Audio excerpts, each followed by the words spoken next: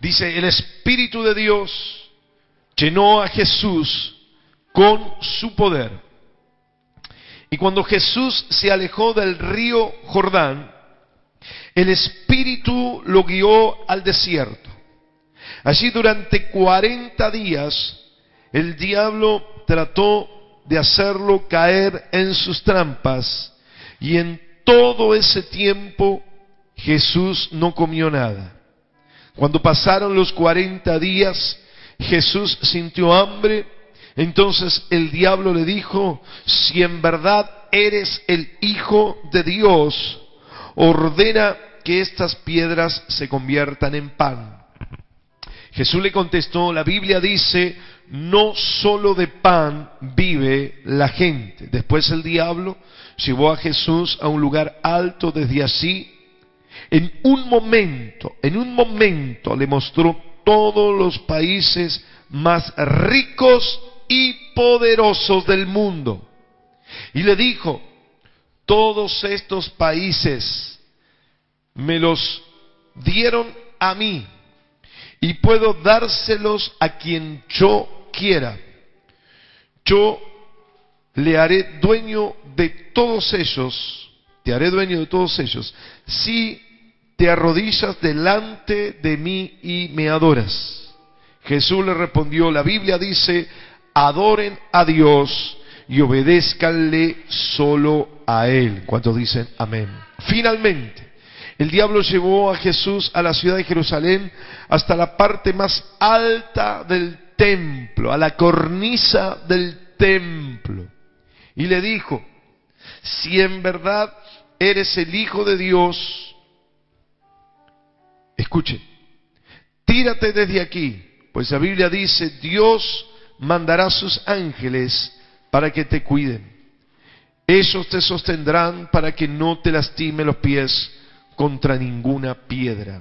Jesús le contestó, la Biblia también dice, nunca trates de hacer caer a Dios en una trampa. El diablo le puso a Jesús todas las trampas posibles. El diablo le puso a Jesús, escuche, todas las trampas posibles, y como ya no encontró más que decir, se alejó por algún tiempo. ¿Cuántos dicen amén? Hermanos queridos, hay algunos que me dicen, pastor, ¿por qué tanta lucha? ¿Por qué si yo me consagro, sirvo a Dios, oro en lengua, oro en chino, en castellano, ayuno, adoro, canto, alabo, salto, bailo, ofrendo, pacto, diezmo, doy primicia, doy ofrendas voluntarias, leo la Biblia mañana, tarde y noche, el Antiguo, el Nuevo? Y empiezan a decir todas las cosas, empiezan a levantar un currículum de su vida cristiana, todo lo que hacen, predico, oro de mañana, de madrugada, de tarde, de noche, todo lo que hacen, todo lo que entregan al Señor. ¿Y por qué el diablo me ataca? ¿Y por qué de pronto el diablo me pone pensamientos de muerte? ¿Y por qué esto? ¿Y por qué lo otro? Y porque yo le pregunto al revés, dígame por qué no le va a suceder, dígame por qué no te va a pasar, decime por qué vos crees que estando en esa situación, si Jesús estaba con 40 días de ayuno, lleno del poder del Espíritu Santo, en santidad, en comunión con el Señor, sin embargo de pronto se fue a la cornisa, porque en ese momento en la mente el diablo le estaba diciendo, mejor tírate y no vas a tener que enfrentar todo lo que te toca por delante, porque Jesús, después de estos 3 años de ministerio, tenía que ser lacerado su cuerpo, lastimado, colgado en una cruz, muerto en un sacrificio tremendo y insoportable de llevar adelante. Entonces el diablo le puso un montón de cosas, le tentó a Jesús. De todo esto, lo que más me llama la atención es que llegó dice en la antigua traducción, el pináculo, la cornisa, al borde del templo como para tirarse, porque hasta ahí el diablo le había metido en la cabeza, porque si usted leyó bien, no dice que al principio dice que el Espíritu lo llevó, pero después dice que el diablo, ¿sí? Yo no quiero que usted se pierda en el camino y comience a tener doctrinas de los hombres, sino doctrina de la palabra de Dios. ¿Cuántos dicen amén? El 13 dice, el diablo le puso a Jesús todas las trampas posibles, todas las trampas. Versículo 9, finalmente el diablo llevó a Jesús. ¿Quién llevó a Jesús? ¿Quién llevó a Jesús?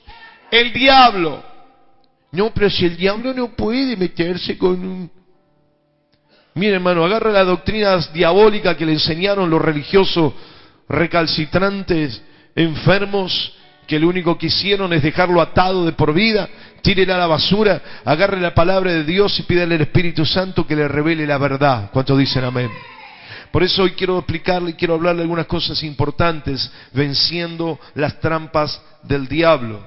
Vemos, escuche, una realidad de la vida de Jesús que puede identificar y que puede decir, cada cristiano podemos decir, esto me identifica, hay algo que tiene que ver con lo que me pasa a mí, con lo que me sucede a mí. Es una cuestión de confrontación de poderes. Escúcheme, por favor. Cuestión de confrontación de poderes. El Dios de los cielos nos da poder. ¿Poder para qué, hermano? Poder para jugar a He-Man. ¿Cuántos se acuerdan de He-Man cuando era chiquito? Yo no, ya era grande. He-Man, entonces agarrado la espada, ya tengo el poder, He-Man. Entonces algunos que andan diciendo, yo tengo el poder. Bien, tenemos el poder para algo. El poder me sirve para. No es un poder que está para mostrarlo. No es algo para hacer alarde, es para usarlo, es para ponerlo en práctica. ¿Cuántos dicen amén? Escuchemos lo que dice el Señor. Recuerde algo usted, que yo se lo tengo que recordar cada tanto porque es muy importante. En la tierra debía ser redimida por el hombre.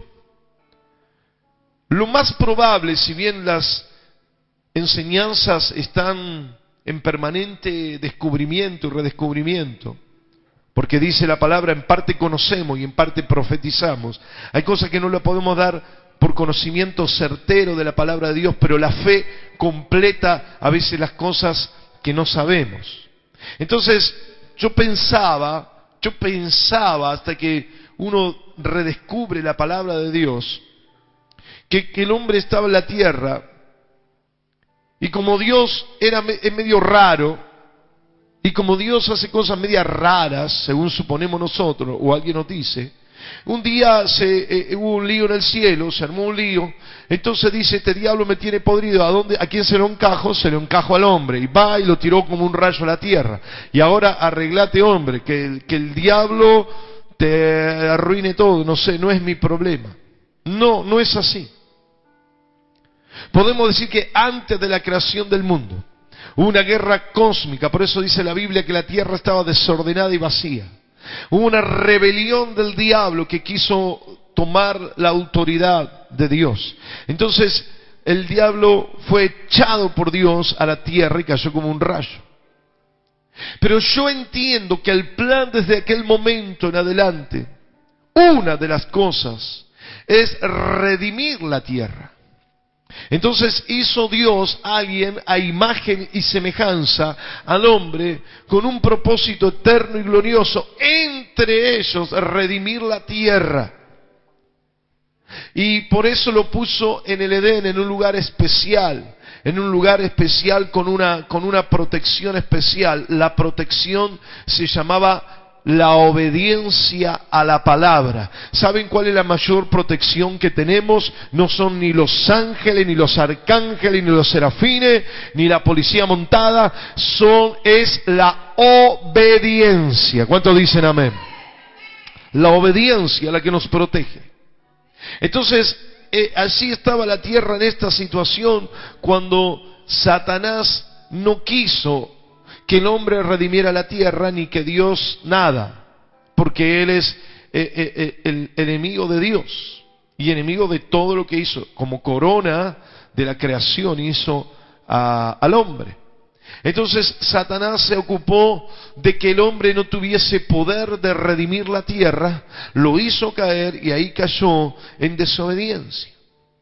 Entonces ahí nos encontramos con esta realidad de que el diablo no quiere escúcheme lo que le voy a decir, bajo ningún punto de vista la redención de la tierra.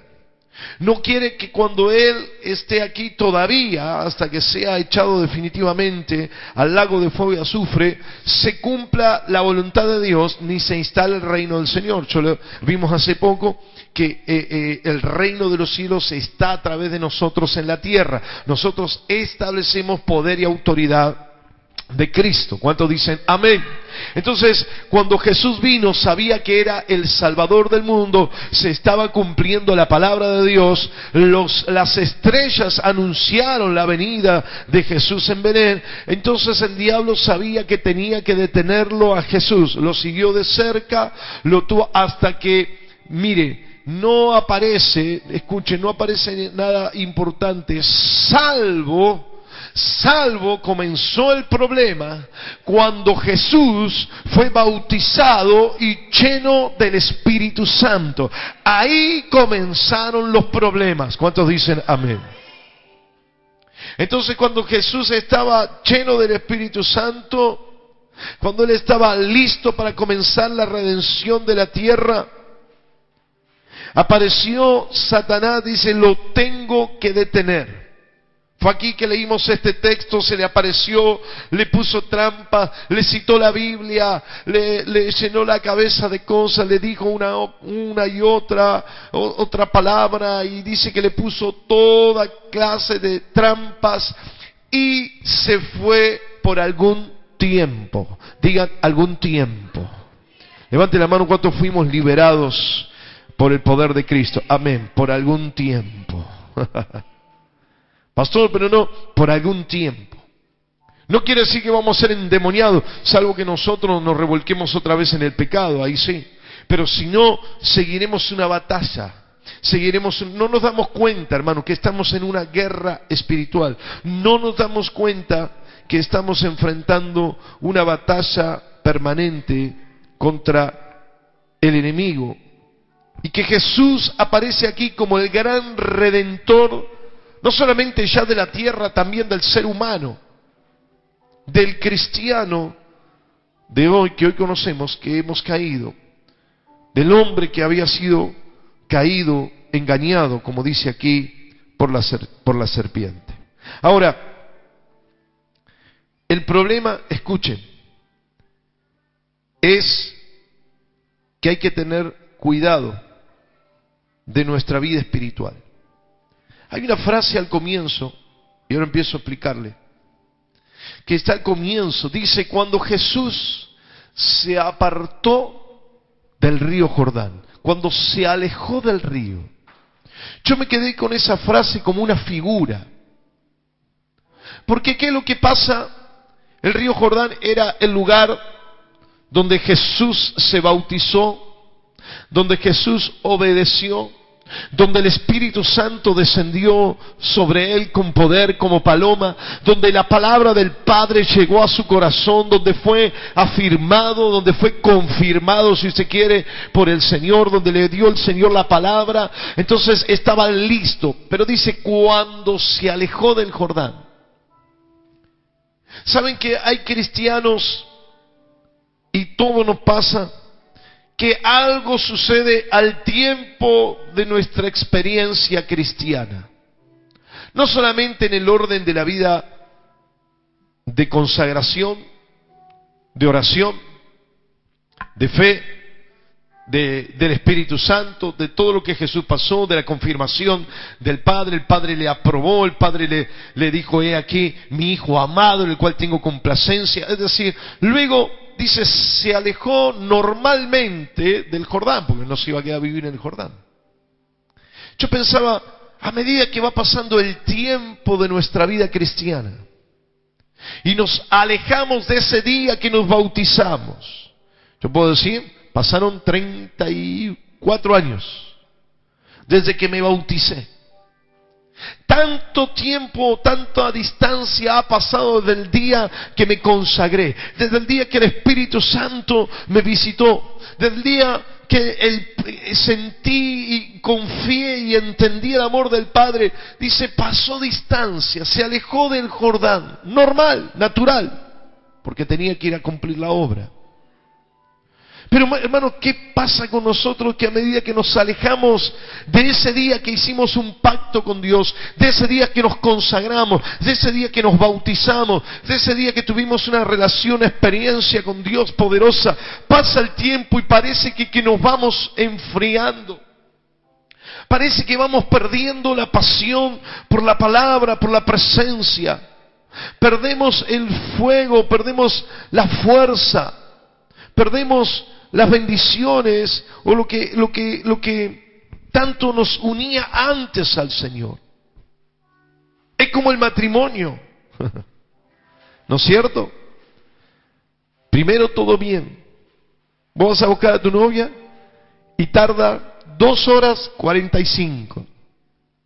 Y si, perdóname mi amor, no mi amor, no es nada.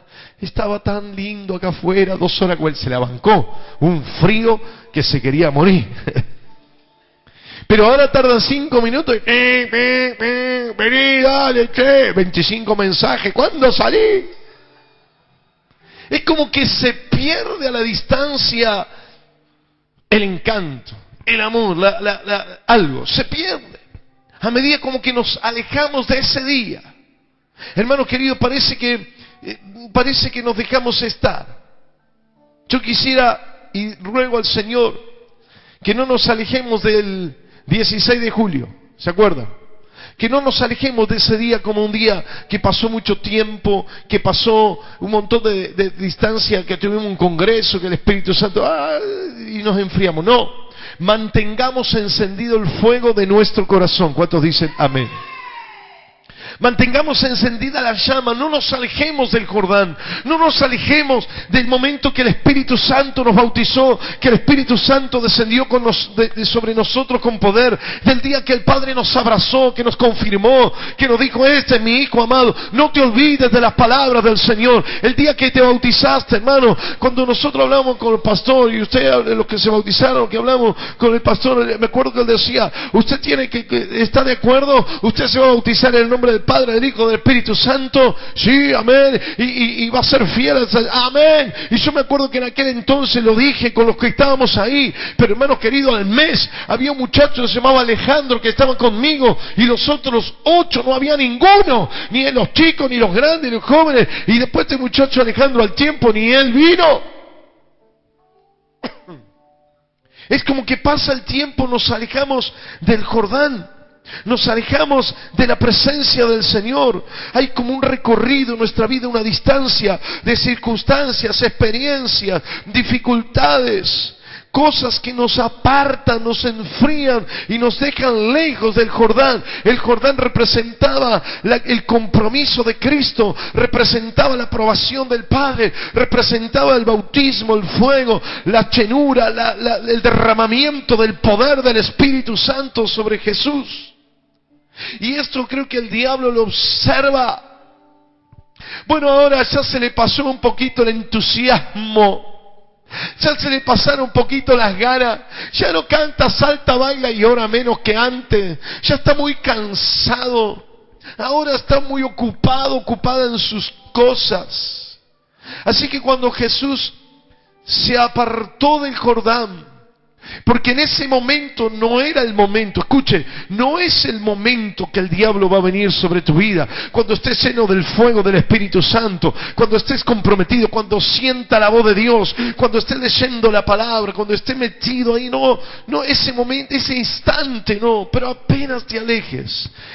Y digo, en el andar diario de la presencia de Dios, del Jordán, del lugar de tu bendición, del lugar de tu llamado, del lugar del bautismo de fuego, del lugar especial donde Jesús comenzó, ahí le marca el comienzo de Cristo en la obra, en el Jordán fue con Juan el Bautista, ahí comenzó su tiempo.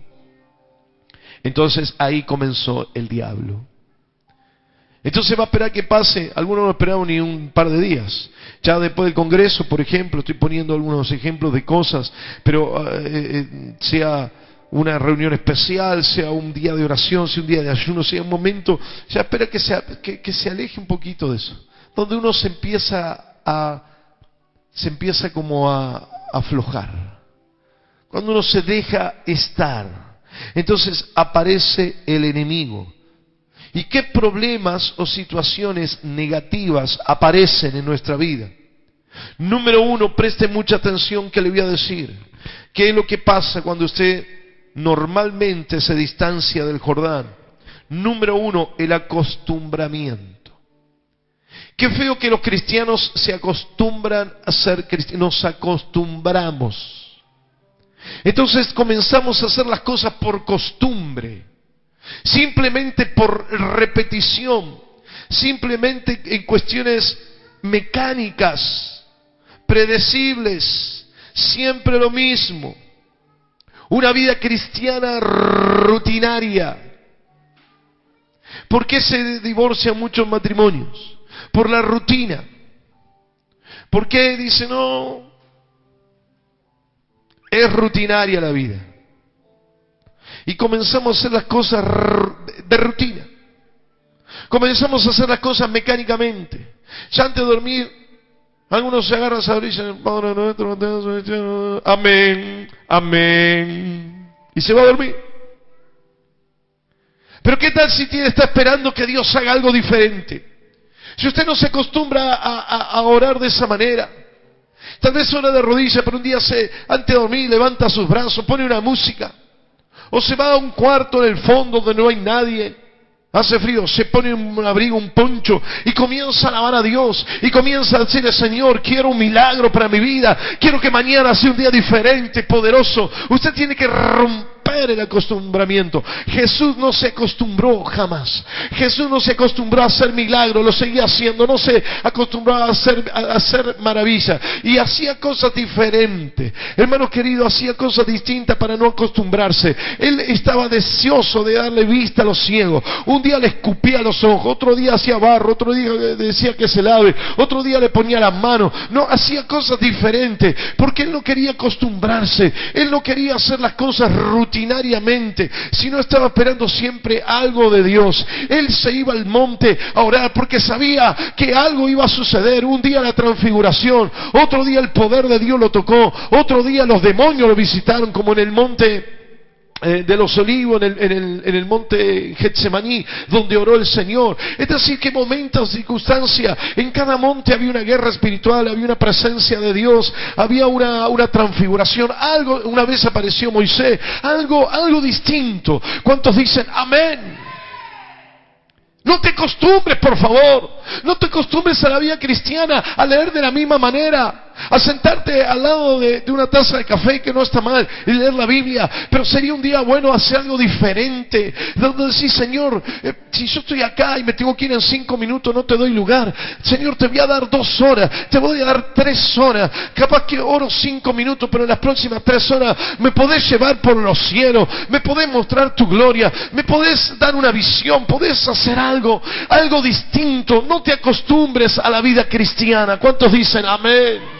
No te acostumbres, porque el acostumbramiento es un problema.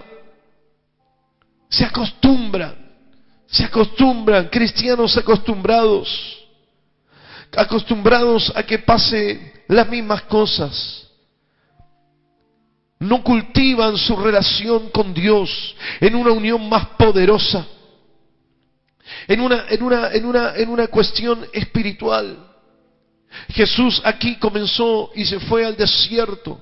El Espíritu lo llevó al desierto para tener comunión con Él, pero no dejaba de ir al monte, no dejaba de despedir a la gente, aún a los discípulos, decir, yo quiero tener mi momento. A veces ya tuviste, Señor, ya estás ungido, ya estás listo. No, yo no me acostumbre, yo quiero algo nuevo, yo quiero algo diferente, yo quiero que Dios nos visite, quiero que Dios nos toque, quiero que Dios una palabra, que Dios haga algo, que un milagro, que algo suceda. ¿Cuántos dicen amén? Hay algunos que se acostumbran a lo negativo, pero negativo, en el sentido que se acostumbran a estar enfermos, se acostumbran a tomar pastillas, se acostumbran a ir al médico o ir aquí y allá. ¿Por qué no esperamos algo diferente? ¿Por qué no esperamos algo distinto? Tenemos que hacerlo. No te acostumbres a la vida cristiana. Alguien diga amén. No te acostumbres, porque es horrible. Porque ya de costumbre hacer la cosa mecánicamente y no pensás ni lo que hacés, ni sentís, ni vivís en una profundidad lo que hacemos. Hermano, el acostumbramiento, cuidado, es un peligro. Segundo peligro, el aburrimiento. Hay otros que se aburren, hermanos. Se aburren. Yo no puedo creer que un cristiano se aburra. Yo te invito, si querés, hermano querido, a venir a las liberaciones. ¿Sabe qué? Con el diablo no te vas a aburrir ni un segundo. No te vas a aburrir de predicar la palabra, no te vas a aburrir de esperar en Dios, de que Dios te muestre cosas diferentes. No, yo no puedo creer que el cristiano se aburre, pero hay cristianos que se aburren en la iglesia, sí, son religiosos. Los religiosos se aburren, se pudren, se cansan, porque hermano, los fariseos eran aburridos, eran insoportables. Jesús no los soportaba ni un segundo, no sabía ni qué hacer con los fariseos. Hay cristianos que son aburridos, son pero aburridos. Cantan a Dios, yo no sé, a veces no sé cómo alaban a Dios. Ya sus formas son aburridas, sus ideas son aburridas, todos aburridos. Imagínense que Jesús sale, Él comienza el ministerio y nada más ni nada menos que está 40 días ayunando y está enfrentando a Satanás mismo, y Satanás le habla y Satanás le dice que le adore, y Satanás le cita la Biblia, y yo no sabía, porque si usted escucha un versículo va a decir, ay, Dios me habló, y no va a saber si te lo pone el versículo Dios, te lo pone el diablo, si estás en lucha espiritual, que está. Mire, Jesús no tenía tiempo para aburrirse jamás. ¿Cuántos dicen amén? Algunos se aburren porque no están haciendo la voluntad de Dios, porque no están sirviendo, porque no están trabajando para el Señor. Pero el cristiano espiritual no se aburre, vive en una dimensión sobrenatural, vive una dimensión de vida victoriosa, de vida expectante. Algo va a hacer el Señor, algo va a suceder cuando usted enfrenta las situaciones, cuando usted ora, cuando usted clama, como yo le decía, cuando usted profetiza. Está aburrido, hermano, comience a profetizar victoria, comience a profetizar lo bueno, comience a llamar las cosas que no son como si fuese, comience a hablar palabra de fe, comience a declarar, hermano, comience a profetizar sobre. Yo no me imagino que esté Elías tampoco aburrido cuando tenía que enfrentar 850 endemoniados, profetas de Baal, profetas de Acera, donde estaba en ese lugar. Jamás se aburría, al contrario, se sentaba a matarse de risa del enemigo, esperando, y dice, va a caer fuego del cielo, y él no tenía tiempo de aburrirse, porque él estaba profetizando lo que va a suceder. Yo quiero que profetice lo que va a suceder, y espere, porque en una semana, en 2 semanas, en un mes, 2 meses, va a suceder lo que profetice. Alguien diga amén en esta noche. Gloria al nombre de Jesús de Nazaret. No te aburras esperando, porque algo va a suceder. Algo va a suceder. Noé no se aburrió, se puso a construir el arca, porque un día se va a cumplir la palabra de Dios. Amén y amén. Serví a Dios, trabajar. No te aburras. Cristianos que se aburren. Se aburre, entonces empieza el diablo, le dice, oh, mirá, y entonces se van a otro lado. Como vimos la otra vez, de Noemí y Elimelech. Se aburrieron, se entristecieron por la situación y se fueron para Moab. ¿Para qué, hermano? Porque le fue re mal. No te aburras de esperar en el Señor, de clamar por un avivamiento. Tercer cosa, escuche, ¿cuáles son los otros peligros? Las necesidades. Jesús aparentemente, yo no creo que estaba psicológicamente preparado. Yo creo que se fue al desierto, y cuando se internó en el desierto se acordó que no se llevó comida. No creo que se dispuso, bueno, ahora voy a hacer 40 de ayuno. Mire, si usted hace eso, dice, voy a hacer 3 días de ayuno. Señor, ayúdame los 3 días de ayuno. Cuando dice amén, el estómago empieza. ¿No es cierto? Le empieza a sonar el estómago. Y pasa alguien y te dice, te traje una torta de chocolate dulce de leche. frutilla, vainilla, todo. O tengo un asadito, querés pasar, porque justo cuando usted se decide hacer ayuno. Jesús no estaba en eso. Yo creo que fue al desierto, entonces comenzó por la situación a ayunar porque estaba buscando al Señor. Y cuando el Espíritu Santo dice que lo llevó al desierto, y cuando estaba en ese desierto, después de tanto tiempo, por supuesto tiene hambre. Tiene necesidad de comida, de bebida, tiene hambre, de sed, no comió, no bebió. Así que estaba en una situación complicada, normal, natural, como cualquier ser humano que está tanto tiempo sin comer. Pero escucha esto, el problema es que en la necesidad el diablo te ordena, te dice y te manda a través de personas, a través de costumbres, te ordena y te obliga a decir qué es y cómo es que tenés que solucionar tu problema. Porque él en realidad quiere tomar autoridad sobre tu vida. Entonces cuando tenés una necesidad, el diablo te dice, bueno, ahora vos tenés esta situación, bueno, vos necesitas un trabajo, bueno, yo te voy a dar. Anda ahora a la esquina que vas a ir a presentar el currículum y te van a dar el trabajo. Todos los días, vas a trabajar hasta las 5 de la tarde y vas a ganar el doble que ganas ahora. El lugar se llama Lotería de la Provincia de Buenos Aires. ¿Quién te puso ese trabajo? El diablo, hermano, el diablo. Tenés que mentir, tenés que robar, tenés que timbiar, tenés que hacer un montón de cosas. ¿Quién las pone? El diablo. Entonces él quiere, o él decía, hay una necesidad, yo te voy a decir. Tenés que resolver un problema, yo te voy a decir cómo. ¿Tenés una deuda que pagar? Oh, andá que tengo un amigo que agarra la computadora y chungo, borrar, y se terminó la deuda. ¿Cuántos dicen amén? ¿Lo conocen eso? Eso es el diablo, hermano. Entonces de esa manera él tiene dominio sobre tu vida, él quiere tomar autoridad. Cuando aparece una necesidad, el diablo te dice, yo te voy a dar la respuesta a mi manera. Así que se quiere poner sobre liderazgo sobre vos, autoridad sobre tu vida. Él quiere ponerse al frente de tu vida. Cuidado la necesidad. Ay, pastor, tengo la necesidad. Necesito un hombre. Necesito una mujer. Entonces, ¿dónde? Digo, no encuentro. Me voy a buscar al boliche. Me voy a buscar. No, hermano querido. Ese es el diablo que se está poniendo en autoridad sobre tu vida. ¿Cuántos dicen amén? Créalo o no, pero es así. La necesidad es un peligro que Satanás puede estar usando para tomar autoridad, porque le dice, bueno, vos sos Dios y tenés el poder y tenés la autoridad, ¿no es cierto? Y podés hacer milagros, ¿no es cierto? Entonces, toma estas piedras y que se conviertan en pan y te resolvés el problema de necesidad. Hermano querido, eso es lo que hace el diablo. Dice, él te quiere mandar la vida. Si Jesús le decía, así acaso, no sé si se iba a convertir en pan o no se iba a convertir, seguramente que sí, pero ya estaba entregado a la autoridad del diablo. Y así, hermanos queridos, nos entregamos a la autoridad del diablo. En las liberaciones muchas veces el diablo nos dice, yo tengo el derecho legal, yo tengo autoridad sobre fulano, sobre fulana, sobre mengano, sobre sultana. ¿Por qué? Porque he logrado que haga lo que yo diga, me ha respondido, me ha obedecido. Hermanos queridos, la necesidad puede ser una herramienta de manipulación satánica para llevarte a donde Él quiere, para hacer lo que Él quiera. Cuidado. Cuidado. Aquí el diablo clarito aprovechó la necesidad. Hermanos queridos, si tenemos necesidad, llevemos todas las cosas en oración a Dios. Alguien diga amén.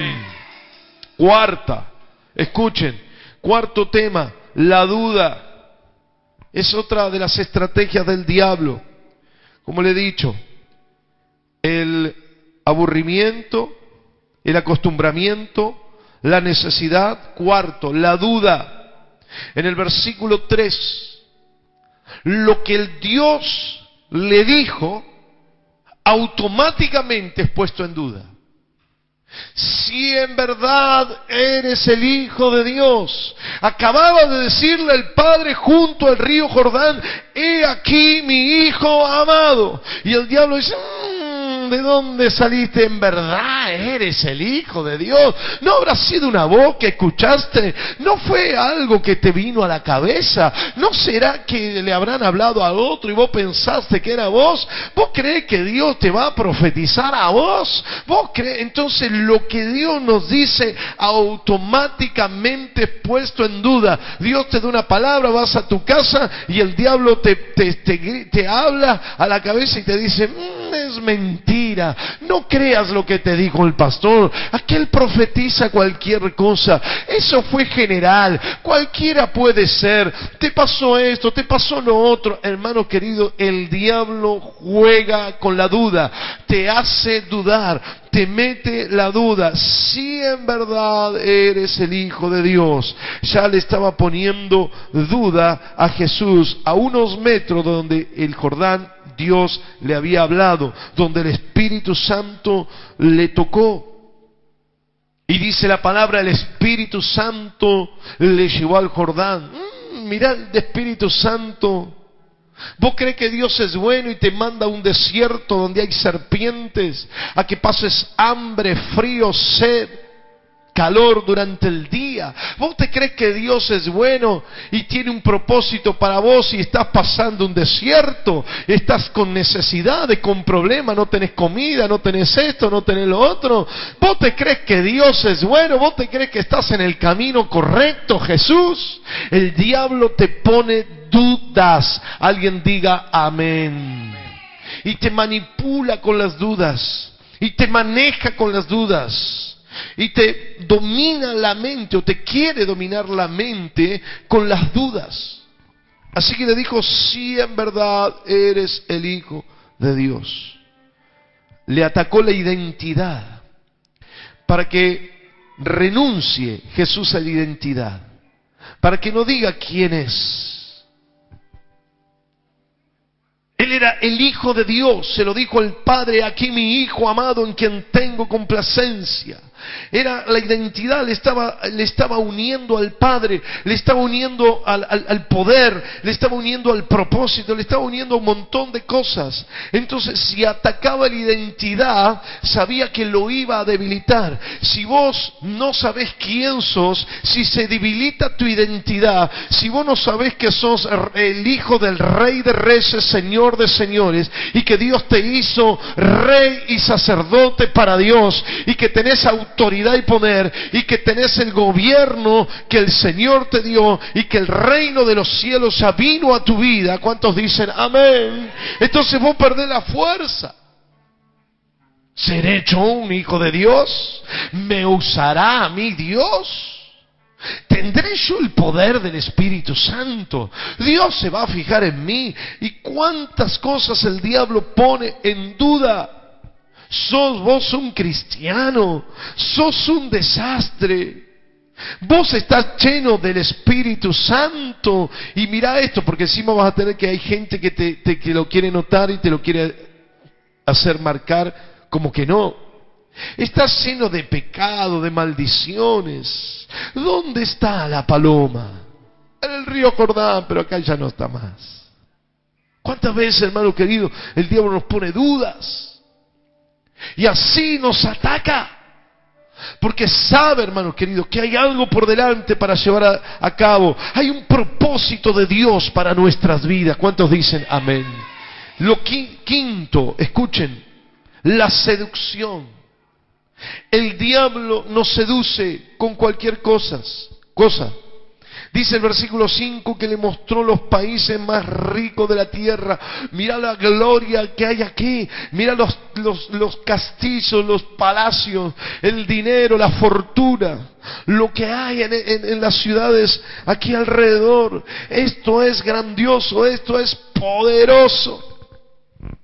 El dinero que hay, la fama, los 0 kilómetros, lo demás aquí, lo demás allá, y comienza a seducirlo a Jesús, comienza a decirle, escuchen, comienza a mostrarle todas las cosas. Usted puede pensar, pero a Jesús le interesaría, y por ahí sí, no sé. Tal vez era muy bueno lo que había. ¿Para qué vas a morir en la cruz? Quédate con este mundo que me pertenece. Encima, el diablo miente. Así que si decidía hacerlo, ni siquiera se lo iba a dar. Porque el diablo, cuando te dice que te va a dar, a cambio de que dejes la vida cristiana, a cambio que dejes de orar, a cambio que dejes la santidad, no solamente te miente, ¿sí? Porque no es bueno lo que él te dice, sino que encima él no va a cumplir.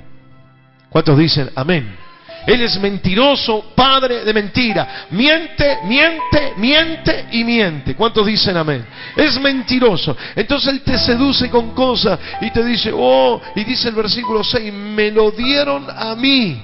Yo soy el dueño y te puedo hacer dueño. Es lo que él dice, pero ¿saben qué? A todos le dice lo mismo. Para atraparlos a todos, para seducirlos a todos, lo termina matando a todos. Porque él es mentiroso y padre de mentira. ¿Cuántos dicen amén? No necesitamos al diablo para tener el mundo entero. Necesitamos la promesa de Abraham. Dios le dijo a Abraham, Abraham, te bendeciré y te daré el mundo entero, y en ti serán benditas todas las naciones de la tierra. Diablo, no te necesitamos. Hay promesa de Dios para mi vida. Amén.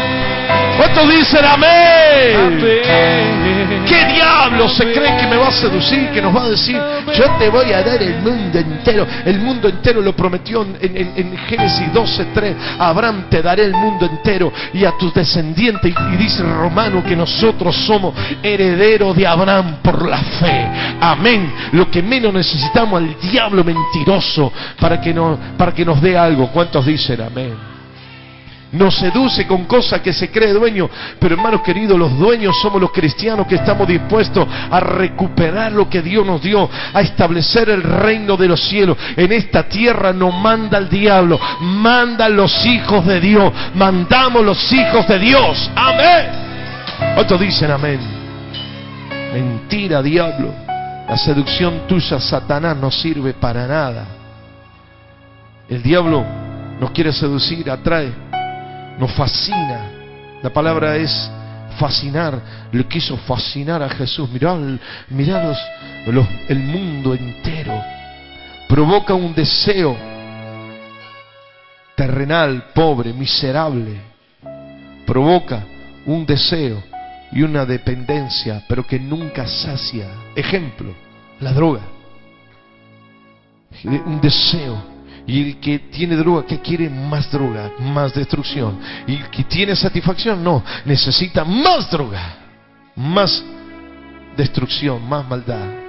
Porque no puede saciar nada. El deseo es una dependencia enfermiza. Eso es lo que hace el diablo. El diablo miente. Lo último, sexto, la muerte. Una trampa sutil. Muchos viven lejos de Dios, obedeciendo al diablo. Es verdad que hubiésemos muerto ya, si no fuese por la misericordia, porque Dios me envió ángeles que nos salven. Pero no juegues con la muerte.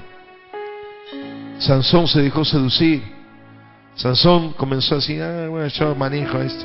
Y se dejaba seducir por las mujeres. Y Dalila, más aquí, más allá. Y comenzaba a decir, a jactarse de su fuerza. Pero la muerte le golpeaba, le golpeaba. ¿Cómo terminó Sansón? Se suicidó, matando también junto con él a un montón de gente. Antes le sacaron los ojos, se burlaron, y anduvo como un animal, moviendo un molino. El trabajo que hacían los bueyes lo hizo él. Judas se dejó seducir por una moneda, también se quitó la vida, la muerte. No juegue con la muerte, porque la muerte aquí aparece. Aquí vino Jesús y lo llevó al pináculo del templo, lo llevó a la cornisa. Jesús estaba ahí a punto de suicidarse, a punto de suicidarse, Jesús de Nazaret. Pero él tuvo victoria. ¿Cuántos dicen amén? Por eso la muerte viene a atraparnos. Jesús enfrentó todas estas cosas. Venció el acostumbramiento, el aburrimiento, las necesidades, la duda, la seducción y la muerte misma. La venció. Venció estas 6 cosas por lo menos aquí. Y mostró que Él era el Rey de Reyes, Señor de Señores. Y en esta victoria nos dio la victoria a nosotros. Amén. Póngase de pie, por favor. Quiero terminar en esta noche en el nombre de Jesús. Jesús superó todas las cosas. Y a través de algo que usted tiene que saber, usted tiene que tener, usted tiene que vivir. Primero, dice que tuvo el poder del Espíritu Santo. Alguien diga amén.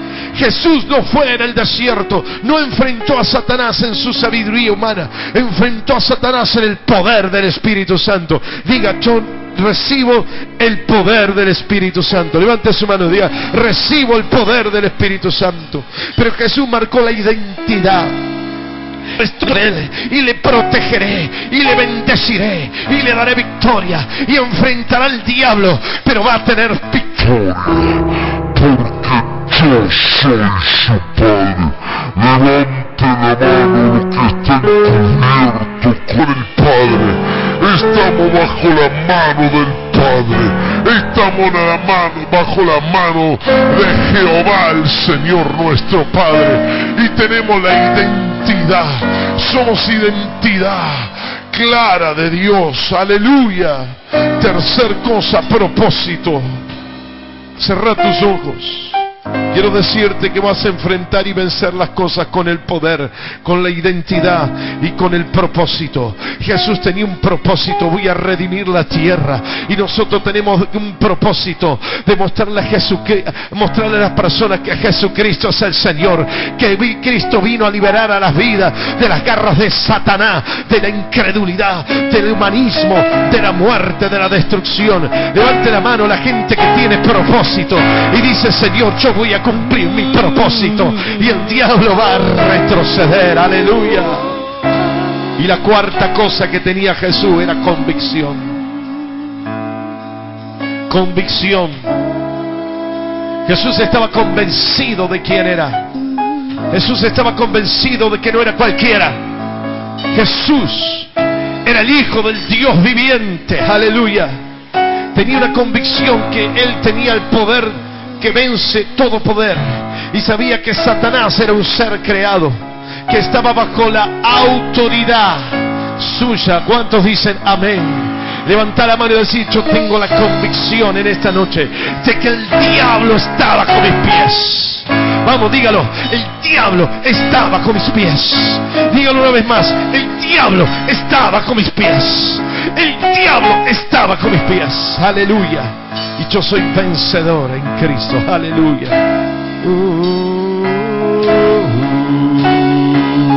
Adoremos al Señor. Vamos, glorifiquemos el nombre del Señor. Bendito eres.